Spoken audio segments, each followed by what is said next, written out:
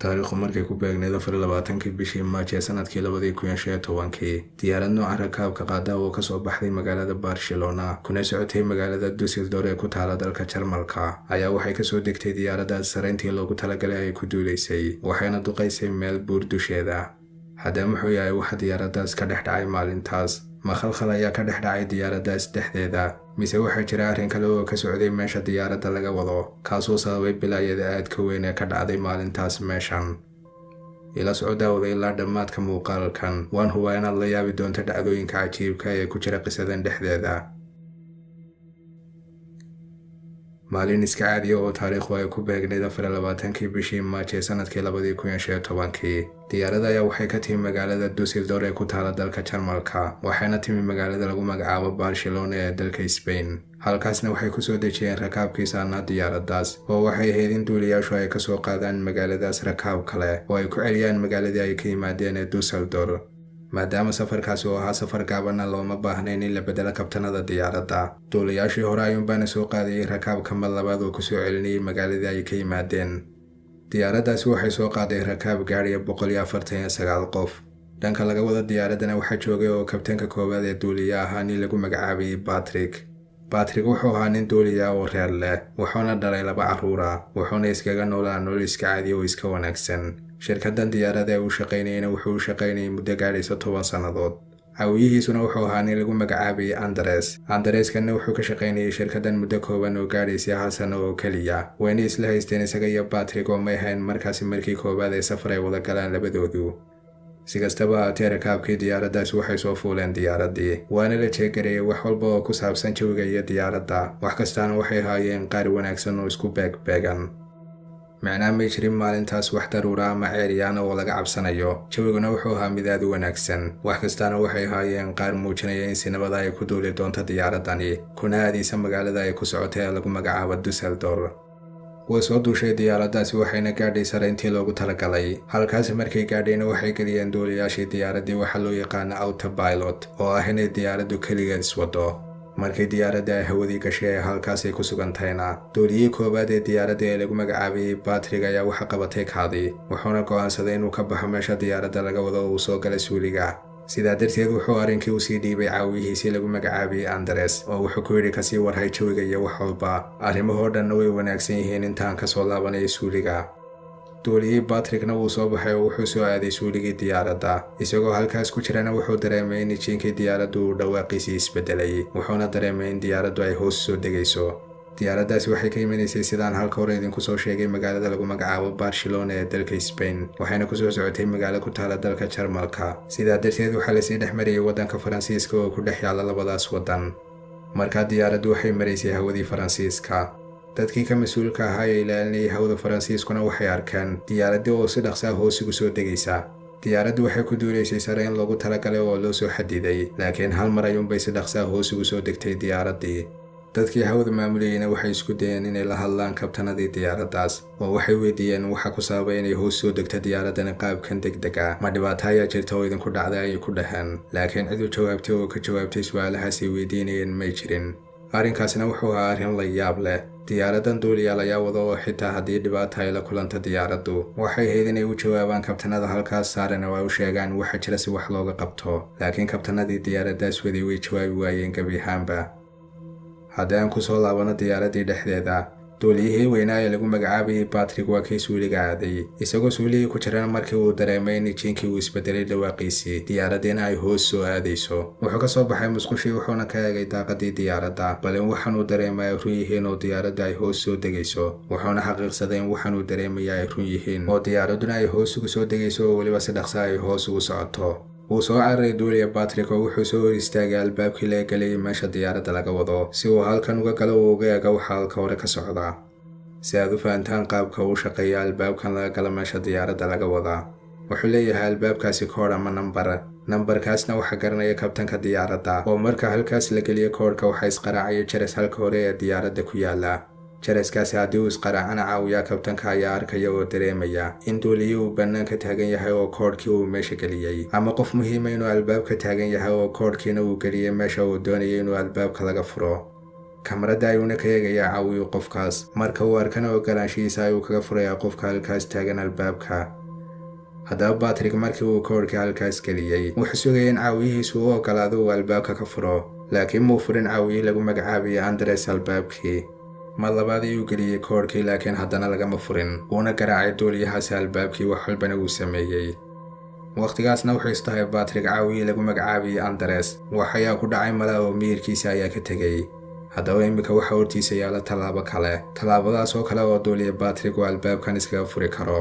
doorashada labaadna waxaa la isticmaalaa uun keliya xaaladahan oo kale haddii koodhkaas hore uu shaqayn waayo oo albaabkan uu furi waayo. taas oo ah waxaa jira koodh ama nambar labaad oo uu yaqaano kabtanka diyaaraddu.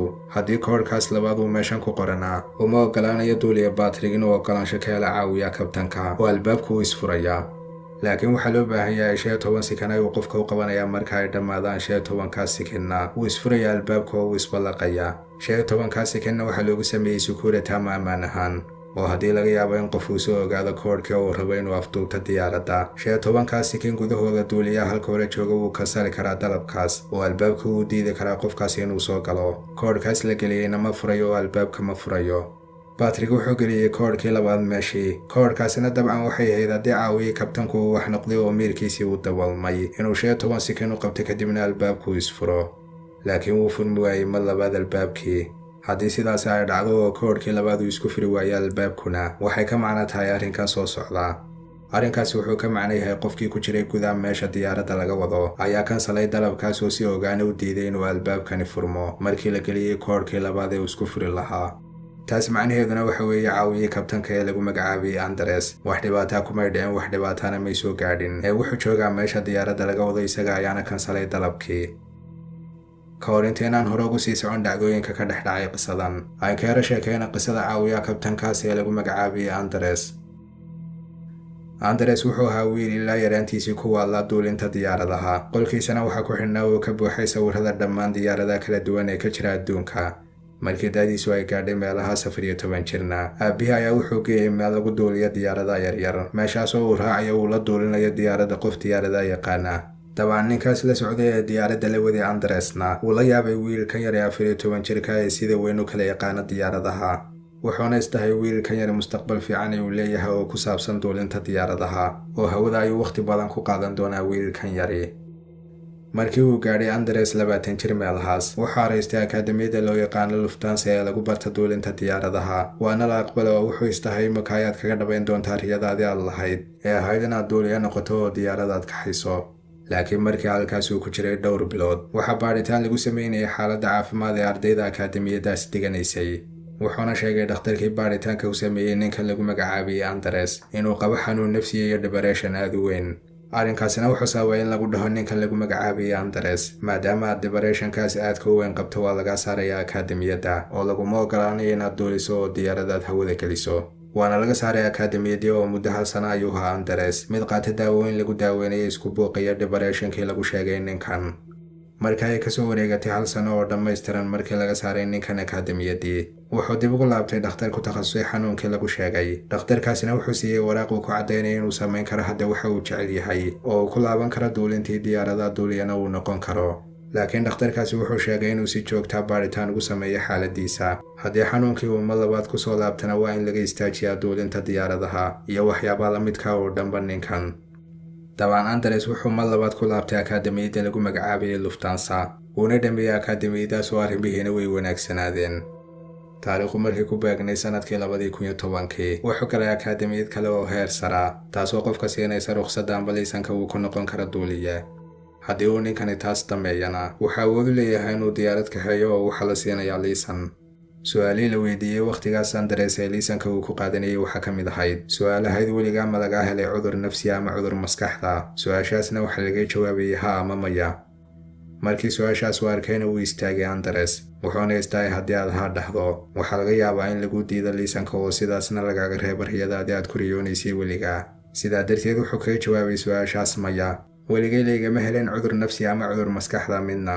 arrinkaasna dabagal iyo baadhitaan badan kumay sii samayn dadkii liisanka siinayay ninkan oo way hoos martay arrintaasi. Andresna wuxuu iska sii watay tababarkiisii wuuna dhammaystay oo kadibna wuxuu qaatay liisankii. sidaasna wuxuu ku noqday kabtan duulin kala diyaaradaha waaweyn. taariikhdu markii ku beegnay sanadkii 2013 wuxuu ku soo biiray shirkadda diyaaradaha ee lagu magacaabo Germanwings. shirkaddanna waxay hoos timaadaa shirkadda weyn ee Lufthansa. shirkaddaasi una duuliye ka noqday oo muddo ay ula shaqaynayay. muddo kooban kadibna wuxuu isku arkay calaamado cusub oo aanu markii hore lahayn, sida inay waxyaabo isku sawiraan oo maskaxdiisa uu waxyaabo ku arko, waxyaabo aan jirin oo aan xaqiiqo ahayn. wuxuuna isdahay malaaciladu waa indhahaaga oo indhahaaga ay wax ka khaldan yihiin, waxaana laga yaabaa inay ugu soo socoto indho la'aani. waqtigaasna wuxuu u tegay dhakhaatiir kala duwan oo ku takhasusay indhaha. dhammaan dhakhaatiirtaas indha ay u tegeen waxay u sheegeen dhammaantood in waxyaabahan isku sawiraya ama uu arkay inaanay sabab u ahayn indhihiisu oo indhihiisu ay caafimaad qabaan run ahaantii. laakiin dhakhaatiirtii nafsiga ahaa ee u tegay ayaa waxay u sheegeen ninkan in dhibaatadu ay tahay caqligiisa ama maskaxdiisa. waxaana lagu sheegay 2 xanuun oo kala duwan, kuwaas oo lagu kala magacaabaya hypochondria iyo xanuunka labaad oo isagana lagu magacaabo psychosis. labadan xanuun ayaa lagu sheegay oo ah qaar sababa qofku inuu waxyaabo ismoodsiiyo oo isku sawiraan caqligiisa waxyaabo aan xaqiiqo ahayn. dhakhaatiirtii baaritaanka ku samaysay Andresna qaarkood waxay ugu qoreen waraaqo ay siiyeen ninkan waa in cisbitaal la dhigaa ninkan oo la daaweeyaa, waxaa laga yaabaa inuu khatar geliyo naftiisa. iska daa inuu diyaarad duuliyo ama uu hawada geliyo diyaarad ay dad saaran yihiin. waxay ugu qoreen dhakhaatiirtii waraaqadihii in laga ilaaliyo ninkan naftiisa oo naftiisa uu halis gelin karo. laakiin waraaqahaas umuu dhiibin shirkaddii uu shaqaynayo oo uu ka qariyay. sababtaa wuxuu ka cabsanayay haddii shirkaddan uu dhiibo waraaqahan in laga saaro oo laga eriyo shirkadda. shaqadii riyadiisa ahayd ee uu ku riyoon jiray weligiina laga eriyo. keliga ayaana qaadan jiray daawooyinka oo cidna lama wadaagi jirin xanuunadan lagu sheegay. haddaba hadday aan intaas kaga nimaadno sheekada ninkan lagu magacaabaya Andres oo faahfaahsan, aan dib ugu soo laabano diyaaraddii qisadeena aan kaga hadlaynay. waxay noo maraysay duuliyii koowaad ee Patrick oo albaabkii uu furmi waayey. caawiyihiisa Andresna uu gudaha ugu jira meesha diyaaradda laga wado oo aaminsan yahay wax hadalina aanu ka soo bixin. ogaana uu uga xidhay duuliya albaabka oo albaabkiina uu diidan yahay inuu furo. duuliyii Patrick wuxuu gaadhay heer quusa oo ah inuu wax kasta u sameeyo si uu albaabkan u furo. wuu qaraacay albaabka oo sidoo kalena wuxuu isku dayay inuu jabiyo albaabkan ku yaala meesha diyaaradda laga wadaana dabcan awooddiisa waa mid aan laga sheekayn karin oo inuu wax walba iska caabiyana waa loogu talagalay. duuliyii Patrickna wuxuu ahaa mid ooya oo qaraacaya albaabkii isagoo leh, Andres iga fur albaabka, waxaan nahay aabbe ciyaal dhalay, anaa ku caawinaya ee albaabka iga fur, waxaad doonaysana anaa kula qabanaya. wuuna ogaa Patrick wax walba uu ku sameeyey inaanu albaabkani isfurayn ilaa Andres uu ogolaaday inuu albaabkan furo oo ay soo galaan mooyaane. diyaaraddina waxay ahayd mid hoos soo degaysa marba marka kasii dambaysa oo Andresna hoos ayuu u sii dejinayay ilaa waqtigii uu gaadhay 9:40 daqiiqo meelahaas oo subaxnimo. waqtigaasna diyaaraddii waxay duqaysay buura loo yaqaana Alpes. wayna wada dhinteen dhammaan rakaabkii diyaaraddaas saarnaa. waxaa ka mid ahaa dadkaas arday ka soo laabanaysay magaalada Barcelona oo ku socday iskuulladoodii iyo waxbarashadoodii. sidoo kale waxaa ka mid ahaa dad isqaba oo qoysa. nooc walbana way lahaayeen dadka halkaas saarnaa. dabcan kadib markii dhacdadaas ay dhacday waxaa laga soo dhex saaray burburkii diyaaradda sanduuqa loo yaqaano black box ama sanduuqa madow. sanduuqaasina wuxuu duubayaa wax walba oo ka dhex dhaca diyaaradda ka hor intaanay diyaaraddu burburin oo aanay jajabin. sanduuqaasina wuu adkaysi badan yahay oo ma burburo wax walba oo dhaca mana gubto, waxaana loogu talagalay haddii dhibaato tan oo kale ay dhacdo in lagu ogaado sanduuqan waxa dhabtaha ee ka dhex dhacay diyaaraddan dhexdeeda si wax looga qabto oo hadhow loogu cibro qaato waxna looga bedelo. markii la soo saaray wixii uu duubay sanduuqaasina waxaa laga maqlay halkaas qaylada duuliyey lagu magacaabayay Patrick isagoo albaabkii qaraacaya oo qaylinaya iyo caawiyihiisa Andres oo neefsanaya oo keliya. wax hadalana aanay ka soo baxayn oo wax hadal aan ku hadlayn gebi ahaanba. xitaa markii diyaaraddu ay sii duqaynaysay meeshii buurta ahayd oo aamusnaa Andres oo waxba kuma hadal. marka arrinkaasi uu dhacay ciidankii waxay soo galeen gurigii ninkaas lagu magacaabayay Andres si loo ogaado waxa ku kalifay ninkan inuu arrinkaas sameeyo. ma cid ayaa ku qasabtay oo cid ayaa ugu hanjabtay arrinkan mise wax kale ayaa jira. waxaa laga helay kombiyuutarkii ninkan halkaas. markii la baadhay kombiyuutarkiisiina waxaa laga helay inuu YouTube-ka ka daawaday muuqaalo kala duwan oo ku saabsan sida loo xidho diyaaradda albaabkeeda oo loo sameeyay qaabkii uu ku sameeyey duuliya Patrick. wuuna ku celceshado oo wuxuu daawaday muuqaalo kala duwan oo ku saabsan arrinkaas si aanu u khaldamin oo ugu sameeyo qaab aad u wanaagsan. waxaana la ogaaday sidoo kale inuu qabay cudurro nafsiye iyo qaar maskaxda kuwaasoo ku sababay Andres inuu qaado naftiisa iyo nafaha rakaabkii tirada badnaa ee saarnaa diyaaraddii uu waday. arrinkaasina wuxuu ka dhigay shirkaddii diyaaradaha inay danayn weyn siiyaan arrimaha nafsiga ee duuliyaasha oo si joogtaa loola socdo xaaladahooda si loo ogaado in duuliyo uu cudur qabo. sababtoo sida uu muhiimka u yahay badqabka jidhka ee qofku ayuu sidoo kalena muhiim u yahay badqabka maskaxdu. intaas ayuuna ku eegyahay daawadayaal muuqaalkeena maanta. hayloobin hadduu ku qanciyay muuqaalku inaad like saarto, subscribe inoo saar haddii aad ku cusub tahay channelkeena Ogaal Cusub. waad mahadsan tahay.